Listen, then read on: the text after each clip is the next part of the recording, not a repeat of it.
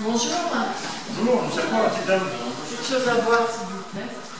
Alors, on a des boissons locales, je vous propose du cyanure, de l'arsenic, du mercure ou du glyphosate. Je vous propose le mercure, c'est pas mal.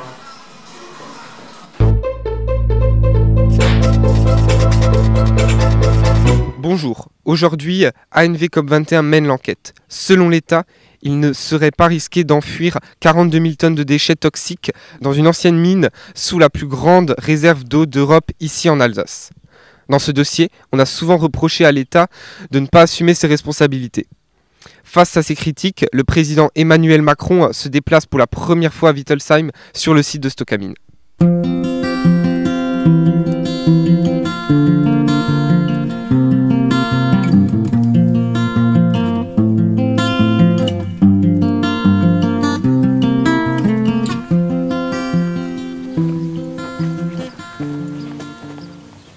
Bonjour Philippe. Bonjour. Aujourd'hui, ANV COP21 est venu te présenter Emmanuel Macron. On pense que tu as quelque chose à lui dire. Donc déjà, si tu veux bien te présenter. Philippe Hollen, je suis membre du collectif des Stocamines depuis un certain nombre d'années. Philippe, présente-nous donc maintenant cette situation qui est une véritable course contre la montre. Aujourd'hui, ces déchets sont stockés 600 mètres sous terre, sous les galeries des anciennes mines. Et malheureusement, ces galeries se referment année par année, d'où l'urgence de devoir déstocker les déchets, car bientôt ils ne seront plus accessibles. Ok, et donc, que répond l'État à cette situation d'urgence? En premier lieu, l'État propose de sortir une partie des déchets seulement, et les déchets restants, les confiner au fond de la mine. La version proposée par l'État n'est pas sans risque. L'État estime que c'est moins risqué de laisser les déchets au fond que de les ressortir. Mais il y a toujours un grand danger de pollution de la plus grande nappe phréatique d'Europe. Il y a urgence de ressortir tous les déchets et de retraiter tous ces déchets avec les technologies modernes actuelles. Mais j'ai l'impression que vous ne croyez plus dans les experts. Les experts nous ont promis que ces déchets pourront rester au fond pendant 30 ans. Or, il s'avère qu'il faut les ressortir d'urgence, car leurs expertises de base étaient fausses. Ça, il faut le dire. Ils ont dit que la mine se refermait d'1 centimètre, alors elle se referme de 7.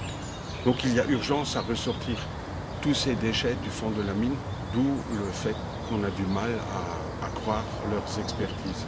Pouvons-nous encore croire que ces milliers de tonnes de cyanure, de mercure, d'arsenic ont tellement peu de risques de polluer la nappe phréatique? Un peu comme les promesses que le nuage de Tchernobyl s'arrête au-dessus du Rhin et ne vienne pas en France. Dans ces nombreuses études, la question sismique a très peu été prise en compte, sachant que nous vivons sur une faille sismique et irrémédiablement, un jour, il y aura un tremblement de terre majeur. Alors, comment prendre de tels risques et ne pas se baser sur le principe de précaution inscrit dans notre Constitution? Donc en gros, ce que tu es en train de me dire, c'est que l'État pense qu'il y a un risque en effet de travail, de sortir des déchets, ce qui est normal puisque ce sont des déchets toxiques, c'est très dangereux, et que ce risque est plus important que de polluer la plus grande nappe phréatique d'Europe qui s'étend donc de l'Alsace, Mulhouse, jusqu'en Allemagne, à Francfort. Ça veut dire que ces régions ne pourront pas avoir d'eau potable, ou les cultures aussi seront polluées, donc ça veut dire la nourriture. Emmanuel, je voudrais quand même te rappeler qu'on est dans une situation d'urgence climatique. Il y a des dérèglements, des grandes sécheresses. Donc, plus on va polluer l'eau, le peu d'eau qui va nous rester, plus la pollution va être concentrée et moins l'eau va être potable. Est-ce que, dans cette décision que vous prenez vraiment en compte cette urgence climatique et ces dérèglements qui arrivent à grands pas? Donc, vous ne croyez plus dans les experts, mais peut-être vous pouvez encore croire dans l'État. S'il vous dit qu'il faut déstocker que partiellement, c'est peut-être que c'est judicieux. Les dernières expertises démontrent qu'on peut déstocker totalement les déchets. Le 21 janvier, le ministre François de Rugy a décrété de tout laisser au fond, ce qui nous fait douter de l'État et que nous avons de moins en moins confiance en l'État. Mais Philippe, vous ne croyez plus les experts, vous ne croyez plus l'État. Quelle solution avez-vous à nous proposer? La seule solution pour préserver les générations à venir est le déstockage total de tous les déchets. Le BRGM, dans son étude, a prouvé que c'est faisable avec des moyens modernes. Il a aussi prouvé que si on laisse les déchets, si on confine les déchets au fond, c'est un risque majeur pour notre nappe phréatique et pour nos générations futures. Un risque irréversible, car une fois les déchets confinés, on ne pourra plus y accéder. Le BRGM, dans son étude, dit très clairement qu'il y a possibilité de déstockage des déchets.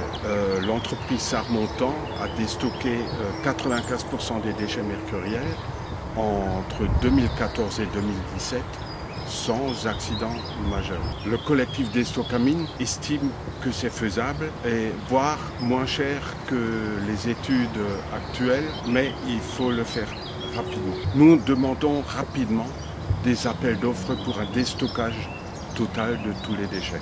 Et qu'est-ce qu'on va faire des déchets maintenant si on ne peut plus les mettre dans la mine? Cela fait déjà 17 ans que les déchets ne viennent plus à Stocamine, donc ils sont certainement stockés ailleurs. Continuons comme ça, loin de cette ressource importante d'eau potable. Sortir les déchets un à un, c'est risqué. Mais est-ce que c'est comparable au risque majeur si on les laisse au fond et qui contaminent notre nappe phréatique? Sur 300 km et d'une capacité d'environ 35 milliards de mètres cubes d'eau qui alimente 7 millions de personnes en eau potable. Et j'ai aussi entendu parler d'une autre solution, d'une solution qui serait réversible. Vous pouvez m'expliquer ça? Alors, dans un premier temps, il y a une mine allemande, soi-disant plus sûre, qui est prête à accepter une partie des déchets. Mais pour nous, l'idéal est de mettre les déchets à l'air libre et de les conditionner correctement pour pouvoir les contrôler. Parce qu'une fois au fond de la mine, on ne peut plus les contrôler. Donc il faut que ces déchets soient sous contrôle et dans un avenir, pourquoi pas, retraités. Merci beaucoup et puis à très bientôt pour le déstockage total. Merci Périne, merci à vous.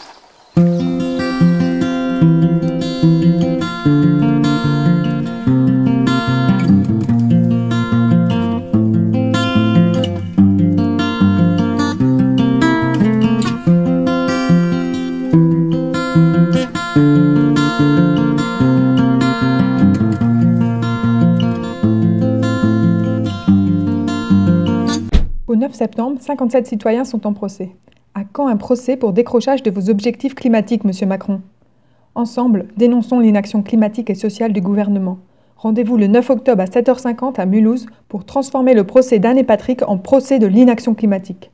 D'ici là, tu peux participer aux frais juridiques et d'impression par un don, signé numériquement, et prêter main forte le jour J ou avant en cliquant sur les liens sous la vidéo. Et si tu as aimé cette vidéo, partage à tes amis.